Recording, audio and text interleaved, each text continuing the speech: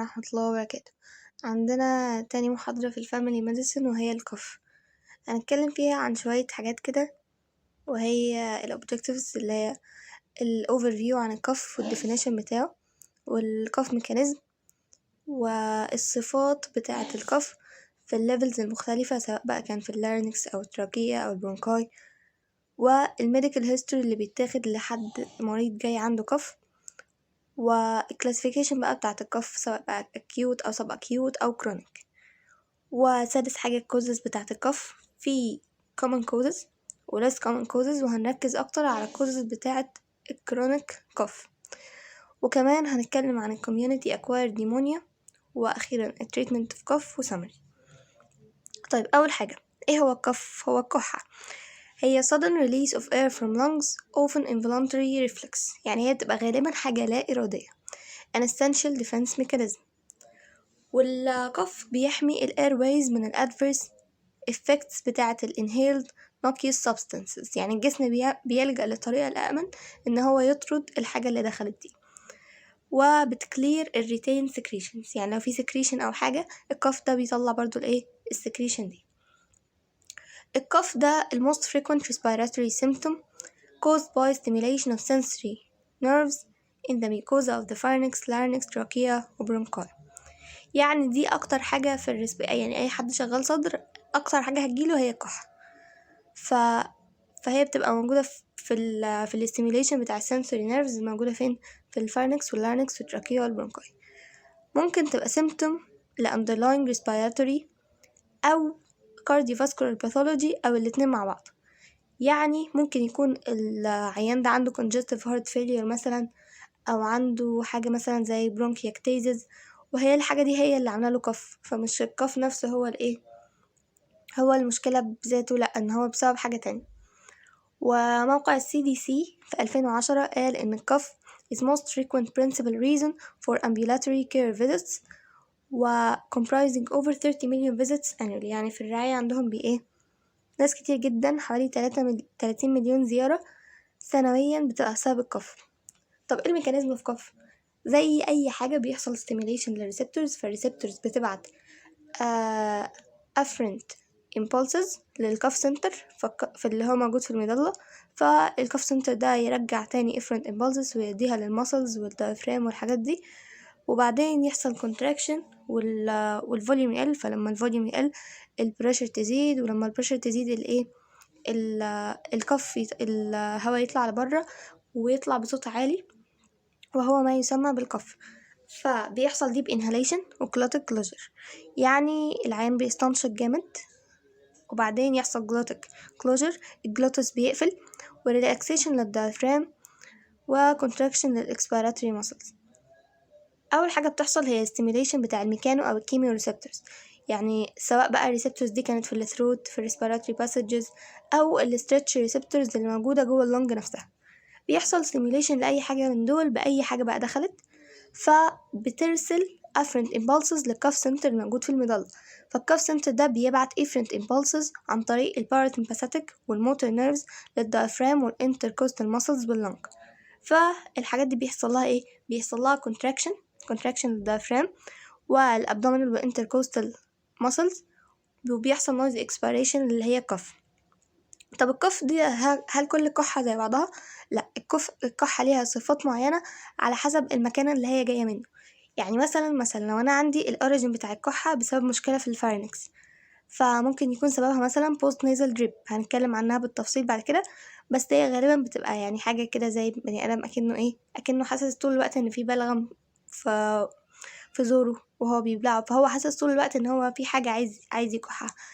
فالكحة اللي بتبقى جاية من الفارنكس دي بتبقى usually persistent، بتبقى مستمرة.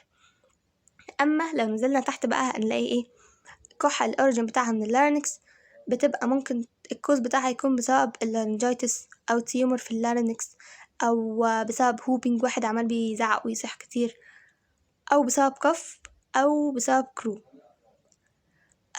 طيب ايه صفات الكحة اللي بتبقى موجودة في اللارنكس؟ بتبقى هارش وبتبقى زي باركينج، يعني كأنه بينبح كده، وكرو يعني واحد بيتخانق كتير وكده. يا اما ال characteristics barking وبتبقى painful و persistent وبتبقى associated with stridor. stridor ده يعني صوت كده بيطلع جامد هو بيكح. ده لو في اللارنكس. طب لو في التراكية بتبقى غالبا بسبب تراكيتس، بسبب التهاب في التراكية، وبتبقى painful. ده characteristic بتاعه. طيب البرونكاي، لو عندي السبب بتاع الكحة جاي من البرونكاي، ممكن يبقى بسبب acute bronchitis أو COPD أو أزمة أو bronchial carcinoma، وساعتها بقى كل السبب من دول بيبقى قصاده المشكلة بتاعته. يعني لو هي بسبب الأكيوت برونكايتس، فالكف ده الصفات بتاعته يا إما دراي يا إما productive. يعني إيه دراي productive؟ دراي يعني كحة ناشفة مفيهاش سبيوتا، مفيهاش بلغم، لكن productive بتبقى الكحة فيها بلغم. طيب لو هو بسبب bronchial carcinoma، فده بيبقى فيه غالبا دم، عشان كده بيبقى persistent often with hemoptysis. إنما لو COPD أو أزمة فهو بيبقى worse in mornings أو at night، يعني هو بيبقى سيء بالنهار أو بالليل. طيب تمام. آخر حاجة بقى ممكن بيبقى سبب السيلز الموجودة في اللنج نفسها، البارينكما بتاعة اللنج، وده ممكن يكون بسبب حاجات كتير زي مثلا tuberculosis، نيمونيا، bronchiectasis، pulmonary edema، interstitial fibrosis. كل دي أمراض ممكن تخلي الإنسان يكح بسبب بسبب irritation أو حاجة مشكلة موجودة في اللنج بارينكما. طيب كل واحدة بقى قصادها الكاركترستيك بتاعة الكف بتاعها. يعني مثلا لو هو عنده tuberculosis فالكف بتاعه بيبقى productive، يعني بيبقى فيه بلغم، often with hemoptysis، يعني بيبقى فيه كمان دم. طب لو هو بسبب نيمونيا بيبقى في الأول dry وبعد كده بيقلب بيبقى productive. لو بسبب bronchiectasis، طبعا أي حاجة فيها bronchiectasis بتبقى مليانة بلغم ومليانة حاجات يعني، فبتبقى productive. البلمونري إديمة، لو هو بسبب pulmonary إديمة فبيبقى غالبا بالليل وممكن يبقى productive. واخر حاجه لو هو بسبب interstitial fibrosis فهو بيبقى dry و irritant و distressing، مش بيبقى فيه sputum، مش بيبقى productive. طيب ازاي اخد هيستوري الواحد جاي لي عنده او دكتور صدر عامه، او جاي حد عنده كحه؟ اول حاجه في 3 نقط اساسيه لازم اسال عليهم في اي lung disease، اللي هم الديزنيا والكف والchest pain. ديزنيا هو مثلا عنده ضيق في التنفس او كده، سواء عنده بقى كحه. تاني حاجه وتالت حاجه لو هو عنده الم في الصدر. وفي other common manifestations زي الهيموبتيسيس والويزنج. طب بالنسبة للكف بقى، ازاي هشخص الكف ده وهاخد الهيستوري بتاعت الكف؟ اشوف اول حاجة هو acute ولا chronic، وهنعرف امتى بنحدد acute امتى بنحدد chronic. هل هو productive ولا non productive، يعني dry ولا في بلغم. تالت حاجة الكاركتر بتاعه، بيزيد بالليل ولا بالنهار، بصفته يعني الكاركترز بتاعته عامة، زي الكاركترز اللي قلناها فوق، مثلا ممكن يبقى painful، ممكن يبقى irritant، الحاجات دي. بعد كده time relationships، بالليل ولا بالنهار ولا بيزيد مع حاجة معينة. وبعد كده التايب والكوانتيتي بتاع السبيوتم، هل السبيوتم مثلا أخضر ولا أصفر ولا أحمر، يعني أيا كان النوع السبيوتم ده. وحاجات تانية بقى associated features، حاجات ممكن تكون بتحصل مع الكف. طب ايه common causes of cough؟ طبعا احنا هنستفيد بعد كده في الكوزز بتاعة الكرونيك، بس الكف عموما الكوزز بتاعته ممكن تبقى سبب common cold أو allergic rhinitis أو chronic bronchitis أو أزمة أو pneumonia أو bronchiectasis أو upper أو lower respiratory tract infection أو smoking أو pulmonary tuberculosis أو gastroesophageal reflux أو congestive heart failure أو drugs زي ال ACE inhibitors اللي هم angiotensin converting enzyme inhibitors. دول سبب مهم جدا للعيان اللي بياخدهم، ممكن يكون عرضة أكتر إن هو يجيله كف. طيب الكلاسيفيكيشن اوف كف هنعمل له كلاسيفيكيشن ونقسمه على حسب اول حاجه حسب الديوريشن، تاني حاجه حسب التايب. طب بسبب حسب الديوريشن، لو هو طبعا يعني عشان حاجه عارفينها، بس اقل من 3 اسابيع، يعني لو حد بيكح بقاله اسبوعين ده ما يعتبرش عنده كف اصلا، ده عادي. لو بقى هو 3 اسابيع فده بيبقى اكيوت، انما ما بين 3 ل 8 اسابيع سب اكيوت، انما اكتر من 8 اسابيع ده بيبقى كرونيك ومعدي الشهرين بقى وبقاله كتير. طب التايب بتاعت الكف يا اما productive يا اما non productive. البرودكتيف ده اللي هو العكس، الكلام اللي في بين قوسين بالعكس، يعني productive ده اللي هو بيبقى فيه sputum، انما non productive هو dry، فهي معكوسة هنا بس. طيب انا عندي 3 انواع للكف اتكلم عنهم، اللي هم الاكيوت والسب اكيوت والكرونيك. اول حاجه الاكيوت كف ده بيبقى non life threatening diagnosis، يعني هو مش حاجه خطيره، وبيبقى غالبا يعني ممكن يكون بسبب infection، بس مش بيبقى عندي specifically recommended test for upper upper respiratory tract infection. يعني انا مش بيبقى عندي تيست معينه فاعرف البكتيريا المعينه مش بعرف اعمل لها تيستنج عامه، بس هو ممكن يكون infectious او exacerbation ل pre-existing condition. يعني ايه؟ يعني acute on top of chronic. يعني هو العيان اصلا عنده حاجه chronic وجاله الكف، ده حاجه كده جدت عليه، حاجه acute مع المرض اللي هو اصلا موجود عنده. يعني مثلا واحد عنده نيمونيا، عنده heart failure، عنده COPD او ازمه، exacerbation لو اي حاجه في دول تفاقمت او يعني حالته ساءت اكتر، او هو مثلا بيتعرض ل environmental او occupational حاجه، وبتبقى غالبا life threatening diagnosis. يعني هو الكف مش بتبقى بالنسبه له هي المشكله الاساسيه، لا، الحاجه التانية هي دي اصلا الكرونيك هي اللي عامله مشكله. بس فهي لما بتتفاقم المشكله اللي عنده دي بيزيد معاها بقى الاكيوت كف ده. طيب الاكيوت كف ده ممكن بيبقى السبب acute upper respiratory tract infection زي الاكيوت برونكايتس، وبنحتاج ان احنا احيانا نعمل تيست تانية عشان ايه؟ عشان نتاكد برضو، زي مثلا ان انا اكسكلود النيمونيا، يعني اعمل التست بتاعت النيمونيا واكسكلود ان هو ممكن يبقى عنده نيمونيا. وممكن اكسكلود برضو الانفلونزا وال respiratory وال RSV. ال RSV ده اللي هو هقوله كمان شوية. RSV testing if there have been suspected exposures. ال RSV ده اللي هو respiratory syncytial virus testing، ده تست او ان انا اختبر هو عنده انفلونزا ولا لا. لو هو يعني انا شاكك ان هو تعرض للانفلونزا او كده. وكمان ممكن اعمل له تيستنج للبرتوسس في الهاي ريسك بيشنتس، زي الناس اللي مناعتهم ضعيفه زي infants والاميونو سبريست، والناس اللي هما كرونيكلي ال وعندهم برضه suspected exposure. وبرضه في تيست كمان ممكن يتعمل زي اللي هو الدي دايمر والتشست سي تي لو انا شاكك في بالمونري امبولس. لو انا شاكك ان هو عنده امبولس فبعمل له بعمل له الدي دايمر والتشست سي تي. طيب في حاجه مهمه لازم عارفينها، ان في الابر respiratory tract infections الابنورماليتيز اللي بتبقى موجوده على الساينس فيلم او السي تي سكانز بتبقى بسبب الكونجستشن اللي موجود بسبب الانفكشن. فمش معنى ان انا شفتها اقول ان ده عنده بكتيريا ساينس انفكشن، بعكس اي حته تانية في الجسم. لو انا شفت لو شفت الابنورماليتي دي هقول ده بكتيريا، لا، بس هو في المكان ده بالذات مش مش بتدل ان هو عنده انفكشن، لا، ده هو بيبقى فيه congestion كده. طيب هو ده كده كان الاكيوت كف. هندخل بقى على السب اكيوت كف اللي هو كان من 3 ل 8 اسابيع. الديفرنشال بتاعه السب اكيوت وكرونيك غالبا بيوفرلاب. البوست انفكشس كف is the most common cause of subacute cough. يعني ايه؟ يعني واحد كان عنده infection وبعدين جاله coughing، فهو ده غالبا بيبقى subacute، و mostly due to PND اللي هي paroxysmal nocturnal dyspnea، اللي هو واحد بيقعد يكح بقى بالليل، فده سبب قوي لان هو يبقى عنده coughing. but may be upper airway cough syndrome and asthma. طبعا احنا هنشرح كمان شوية ايه هي upper airway cough syndrome دي او الأزمة. ايه تاني؟ if no recent upper respiratory tract infection أو lower respiratory tract infection فهو كده خلاص واحد داخل على chronic cough. يعني هو بيودع كده السب acute وهو عنده مشكلة تانية، فهو عنده chronic cough. طيب في حاجة اسمها pertussis، طبعا دي المفروض موجودة في المايكرو بكتيريا اسمها بورديتيلا pertussis، ودي بتعمل بتعمل الانفكشن ده. المرض بتاع البرتاسس ده بيبقى اسمه whooping cough، يعني هو بيعمل صوت كده اسمه whooping. is highly contagious respiratory disease، يعني ده مرض بيتنقل، هو مرض معدي caused by the bacterium Bordetella pertussis.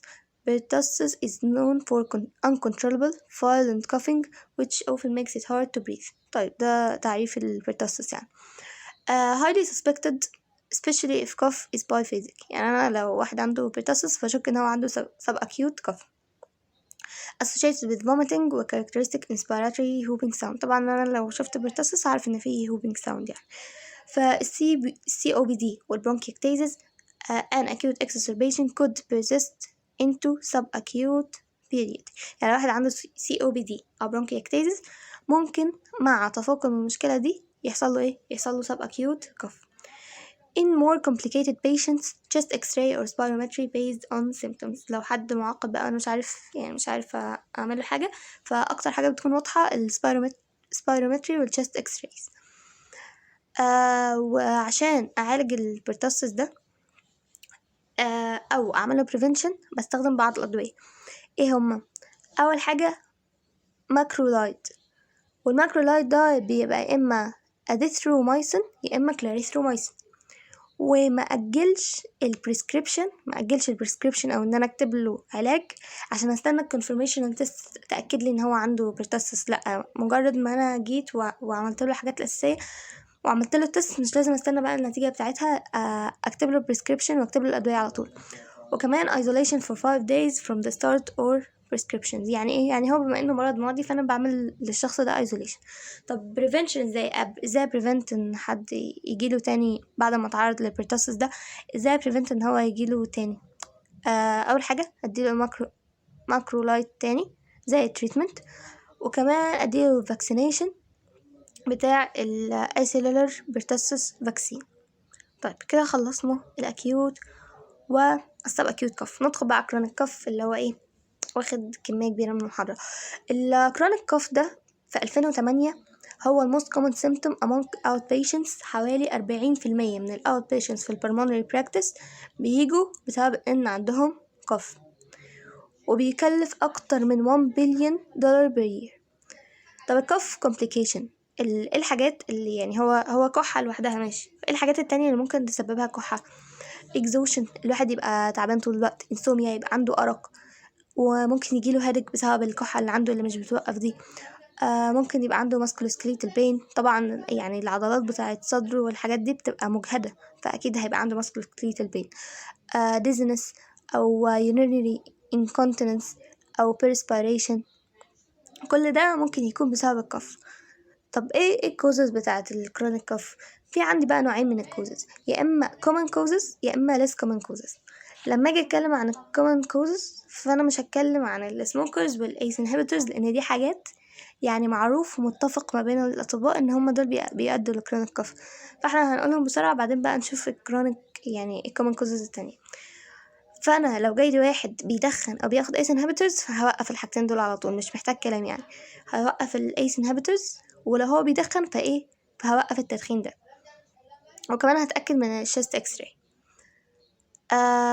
والايس inhibitor induced cough ده الكف اللي بيجي من ان هو بياخد ايس inhibitors، سواء بقى عنده مرض يعني ايا كان عنده مرض فين فهو بياخد ايس inhibitors.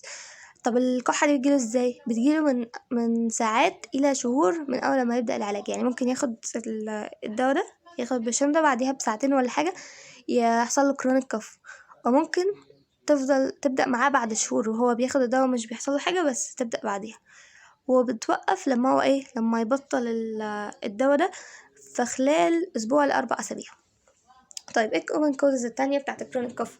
اول حاجة upper airway cough syndrome، ودي بتسبب كرونيك كف بنسبة 38-87%، وكان اسمها زمان post nasal drip syndrome بس هم غيروا اسمها. تاني حاجة ممكن تسبب لي كرونيك كف هي الأزمة، ودي بتبقى من 14-43%، أو الجيرد اللي هو gastroesophageal reflux disease، أو chronic bronchitis، أو ممكن يبقى more than one cause. يعني واحد مثلا عنده جيرد ومعاه أزمة في نفس الوقت، أو عنده مثلا upper airway cough syndrome معاها chronic bronchitis، ممكن يكون عنده أكتر من سبب، فالنسبة دي بتبقى من 24-72%. طيب نتكلم كده عن كل cause يعني مش باستفاضة أوي يعني، بس هنتكلم عن كل cause. أول حاجة upper airway cough syndrome اللي هي كانت اسمها post nasal drip. دي الموست كومن كوز بتاعة الكرونيك كف، ودي حاجة مهمة أعتقد.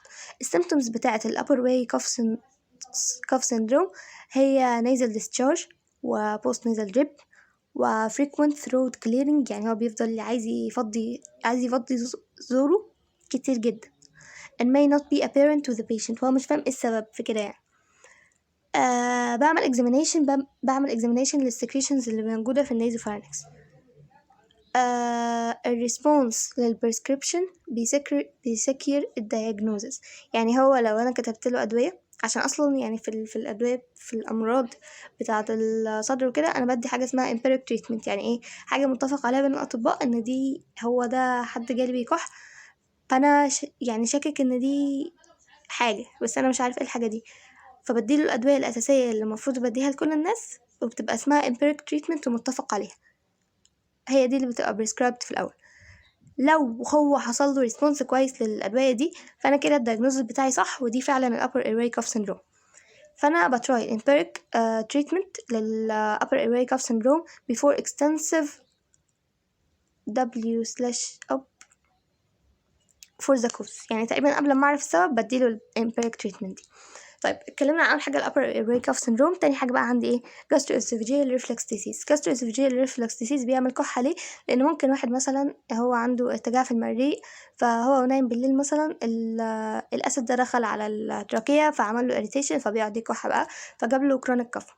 ف40% من الناس second most common، أول حاجة common اللي هي upper airway cough syndrome. تاني حاجة ال gastroesophageal reflux disease. 40% من الناس بيحصل لهم coughing وهم عندهم جرد في الelderly، والجرد بيبقى not always typical reflux symptoms and can be with concurrent causes of chronic cough, so association with symptoms is important. يعني هو بيقول ان ممكن الجلد ده السيمتومز بتاعته متبقاش واضحة، خصوصا ان الجلد ده اصلا بيبقى ايه، ان انا اعمل له evaluation واعرف ان واحد عنده جلد دي بتبقى حاجة مكلفة. فلما يجيلي واحد عنده جلد اعمل له ايه؟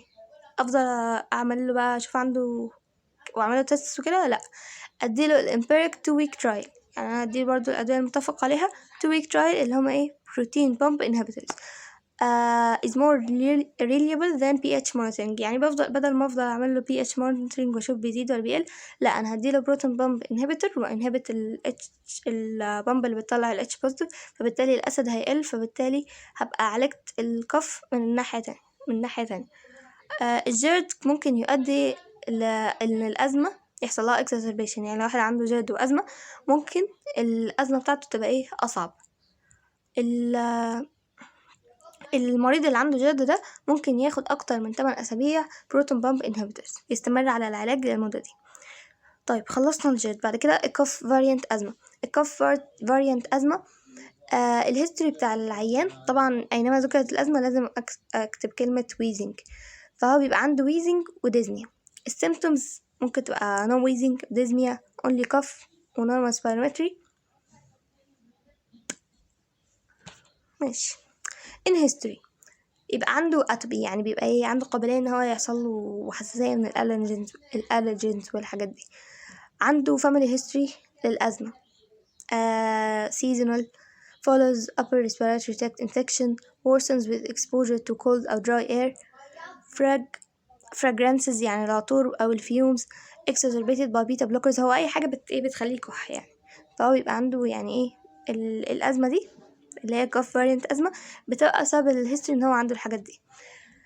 bronchi purification test في ميثاكولين challenge test وده good positive. يعني ايه؟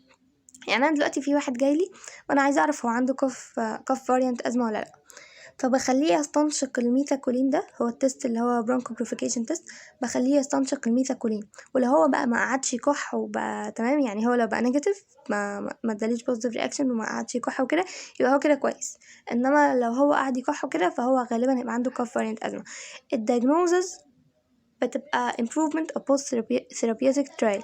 يعني انا دلوقتي زي برضو ما اتفقنا في empiric treatment انا بديها اتحسن بعدها، يبقى انا كده هشخصه بكوف فاريانت أزمة. طيب هندخل بعد كده بقى على سبب برضو للكف الكرونيك كف النون ازماتيك ايزونوفيليك برونكايتس. دي بتبقى مختلفة عن الأزمة، ما فيهاش برونكوسباز. طب ايه الكلينيكال كاركترستكس بتاعة النون ازماتيك ايزونوفيليك برونكايتس؟ اول حاجة انا اكسبلانت نون برودكتيف كف، يعني هو عنده كحة ناشفة ومش عارف ايه السبب بتاعها. اتوبيك نورمال سبيرومتري وبرونكو بروفيكيشن تيست. السبيرومتري بتاعته بتبقى نورمال والبرونكو بروفيكيشن تيست بتاعته برضو بتبقى نورمال. induced sputum eosinophilia and airway inflammation. هو ممكن يبقى ايه يحصل له induced، يعني هو يعمل induced للايه للسبيوتم اللي هو موجود عنده. و bronchial biopsy is diagnostic، يعني هو البيوبسي بتاعة المريض اللي عنده non asthmatic eosinophilic bronchitis بتبقى واضحة جدا. بيبقى عنده eosinophilic inflammation من غير mast cells، يعني انا لو ما شفتش mast cells موجودة عندي في البيوبسي وفي eosinophilic inflammation يبقى انا عرفت ان هو عنده non asthmatic eosinophilic bronchitis. الناتشرال هيستوري مش بيبقى حاجة دقيقة قوي، يعني 55% بيبقى عندهم persistent symptoms، 33% بيبقى asymptomatic أساسا، 12% بيبقى عندهم أزمة. فعشان أعالج النون أزماتيك eosinophilic bronchitis بديله ستيرويد، سواء بقى كورتيكوستيرويد أو أيا كان، ولازم أبقى عارفة إن هي inhaled، يعني مش بديها له intranasal مثلا، لا بديله inhaled steroids. طيب ندخل بعد كده على chronic bronchitis، ودي آخر common cause للchronic cough، وبعد كده هندخل بقى على less common causes. أول حاجة ايه definition بتاع chronic bronchitis أو smoker's cough؟ ده بيبقى واحد بيدخن بس مش واخد باله إن هو بيكح كتير، وبيبقى عنده sputum بيبقى clear أو white. لو حصل تغير في الكاركتر بتاعة chronic bronchitis يبقى كده في تطور، دي فعلا smoker's cough. وبتبقى لو هو virulent sputum ممكن بيبقى سبب infection، يعني لو في صديد في السبيوتم بتاعه بيبقى ممكن يكون سبب infection، سواء viral أو بكتيريا أو neoplasm. طيب في حاجة كده ملهاش علاقة بالموضوع، هنتكلم عن الكف والسليب. بالنسبة للبني آدم الطبيعي العادي المفروض إن بيحصل suppression during REM والنون REM sleep. يعني احنا خدنا في rapid eye movement state والنون rapid eye movement، دول السايكلز اللي بتحصل للبني آدم نايم. الطبيعي ان في الحالتين دول الكف سنتر بيبقى حصل له suppression والبني آدم الطبيعي مش بيكح فيه. ولكن في مرض اسمه كف variant obstructive sleep apnea اللي هي OSA obstructive sleep apnea، بتبقى في حالات 44% من الناس اللي عندها chronic cough. والهيستوري مش بيبقى suggestive للobstructive sleep apnea، مجرد ان الكف بيبقى حاجة بيعرفوها. طيب الريسك فاكتورز لان حد يجيله obstructive sleep apnea او ان هو يبقى عنده obstructive sleep apnea، انها بتبقى فيميل، بيبقى عندها nocturnal heart burn، بيبقى عندها heart burn بالليل، او بيبقى عندها rhinitis. طيب الحاجات النون associated اللي ملهاش علاقة اصلا ومش ريسك فاكتور، الBMI، البودي ماس اندكس ملهوش علاقة، الإبورث سليبنس سكيل، والديزنيا والسنورينج لو هي بتشخر برضو ملهاش علاقة، يعني ملهاش علاقة بالobstructive sleep apnea. CPAP اللي هي continuous positive airway pressure، دي هو ده العلاج بقى بتاع الكف للناس اللي عندها obstructive sleep apnea. طيب ندخل على less common causes بتاعت الكرونيك كف. كل الحاجات دي، بس احنا هنتكلم بالتفصيل عن الحاجات اللي لونها احمر. ممكن تبقى bronchiectasis، occult aspiration، obstructive sleep apnea، interstitial pulmonary fibrosis. طبعا احنا قلنا حاجات من دي فوق خالص لما قلنا الكومن كوزز بتاعت الكف عموما، لكن لما نفصل بقى ونتكلم عن الكرونيك كف ففي more common causes وفي less common causes. هما دول بقى less common، البرونكيكتيزز occult aspiration، obstructive sleep apnea. occult aspiration حاجة دخلت سدت المجرى مثلا، interstitial pulmonary fibrosis، foreign body، eosinophilic bronchitis، nasal polyp، أو problem في الأوديتري كانال، larynx، diaphragm، بلورة أو precardium أو esophagus، أو بسبب ال ACE inhibitor prescription، حد بياخد ACE inhibitors برضو ده سبب ممكن يتحط مع إن هو less common، رغم إن احنا حطيناه فوق مع الcommon، بس هو موجود هنا برضو تاني معرفش ليه. lung cancer، occult congestive heart failure، occult infection زي TB أو suppurative bronchitis، bronchiolitis، industrial bronchitis، أو حاجة psychogenic، واحد لما بيتعصب بيكح مثلا. طيب احنا قلنا نتكلم عن bronchiectasis والobstructive sleep apnea. البرونكيكتيزيس ده طبعا احنا عارفينه من الباثولوجي، ده بيبقى uncommon و most often secondary to infectious process، يعني هي بتبقى حاجة secondary infection حصل، بيبقى repeated أو persistent، وبيبقى فيه airway inflammation و damage. بيبقى فيه عندي في الشخص اللي عنده bronchiectasis ده poor mucus clearance secretion pooling، يعني هو بيبقى عنده pools من السكريشنز ومش بيبقى عارف يتخلص منها، وفي عنده dilated bronchi و thickened bronchial wall، وعنده chronic inflammation، وبيحصل له cough بقى ده productive جدا، cough with mucopurulent sputum. الchest x-ray بتبقى insensitive but may show crowded lung markings، يعني بتورينا كده زحمة كده موجودة جوه البرونكيال walls fluid filled cystic bronchi وبتتسمى tram tracks، يعني تبقى أكن حاجة فيه يعني زحمة جوه، فبيسموها tram tracks. high resolution chest CT more specific. الCT طبعا بتبقى specific أكتر وأغلى. bronchiectasis differential diagnosis pneumonic. differential diagnosis اللي بتبقى موجودة مع bronchiectasis بتتلخص في IA spice، يعني ده pneumonic عشان نحفظهم. يعني أول حاجة idiopathic ملهاش سبب أصلا، مش عارفين السبب. airway obstruction،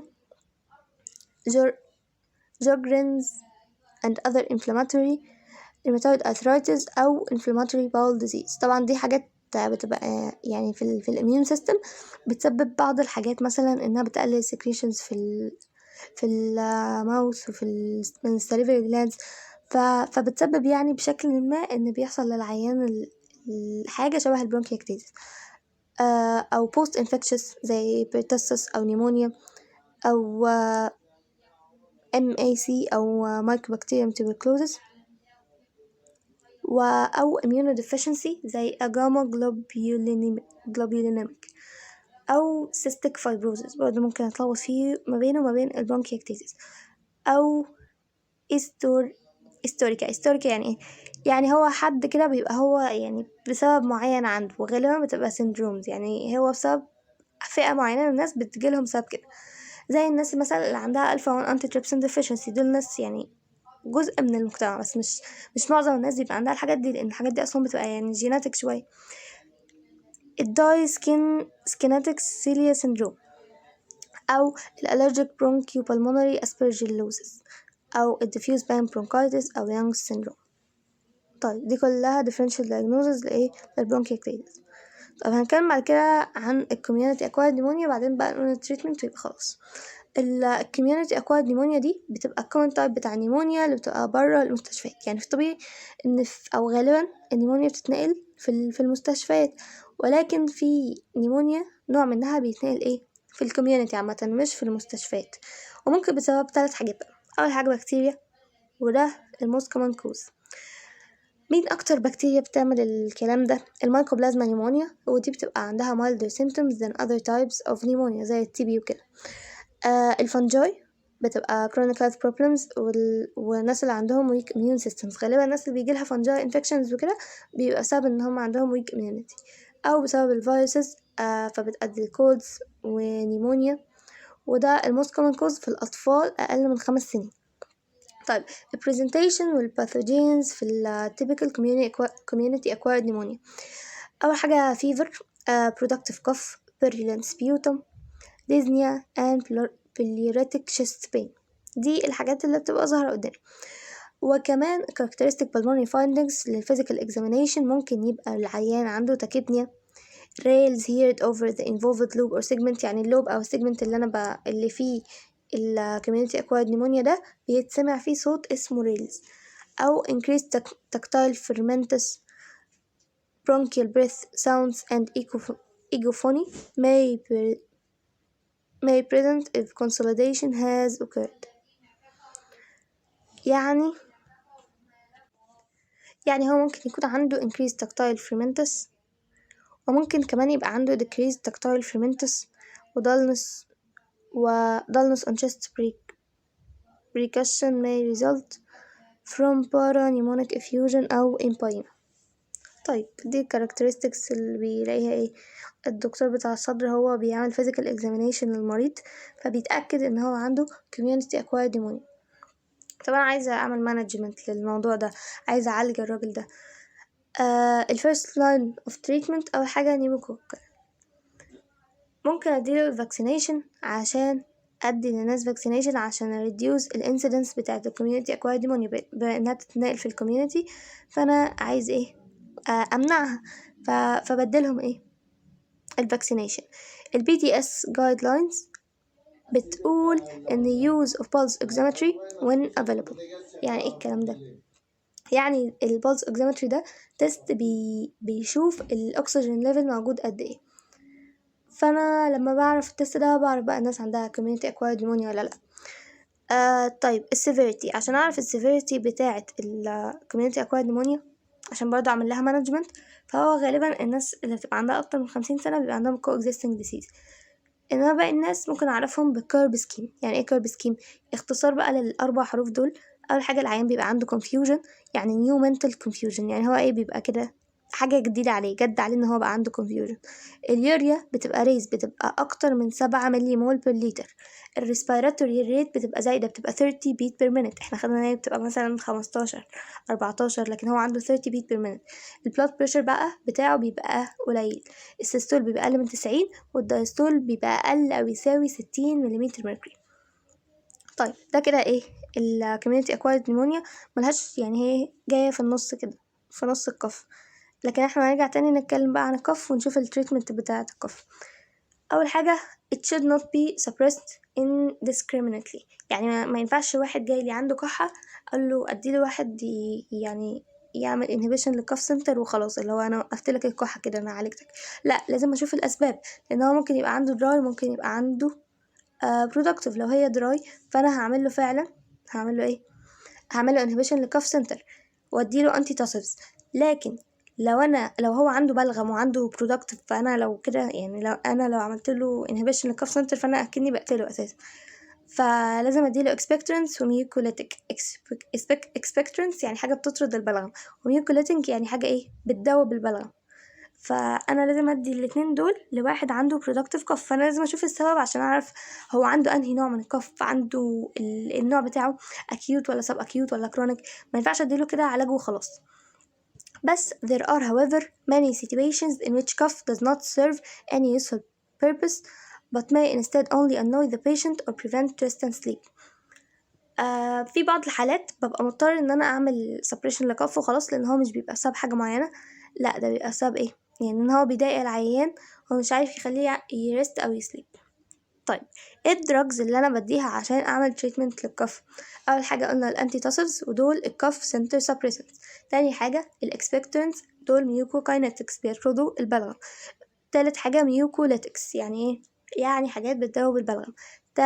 رابع حاجه انتي هيستامينز عشان تمنع له اي حاجه معديه كده بتعمل له الرجي، فانا بديله انتي هيستامينز. وبرونكو دايليترز وفارنجيال ديمالسنس، حاجات ايه، حاجات تلطف الموضوع كده عشان هو بيبقى عنده ايه، يعني تبقى الاماكن دي مجهده جدا، فانا بديله ديمالسنت عشان ايه، عشان الطف المكان. طيب سمري للكلام اللي احنا قلناه ده بالنسبه لعلاج الناس اللي عندهم كف. اول حاجه لو انا شكيت ان واحد عنده كف فاريانت ازمه، هعمل له spirometry. if suggested be treated with a standard anti-asthma regimen. يعني انا عندي حاجه كده، لما حد يبقى عنده ازمه بديله ادويه معينه لايه، الانتي ازمه، اللي هي inhaled corticosteroids وبرونكودايليترز، ونركز ان هم ايه، inhaled. ماشي.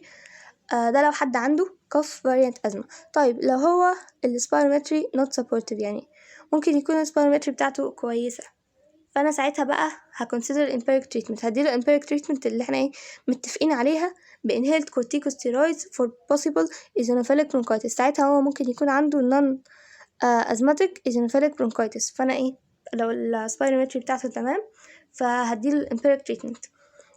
طيب لو البيشنت عنده upper airway cough syndrome فهو بيتعالج empirically بايه بقى، هنا بقى intranasal مش inhaled. لو upper airway cough syndrome فهو intranasal corticosteroids potentially with antihistamine decongestant combination.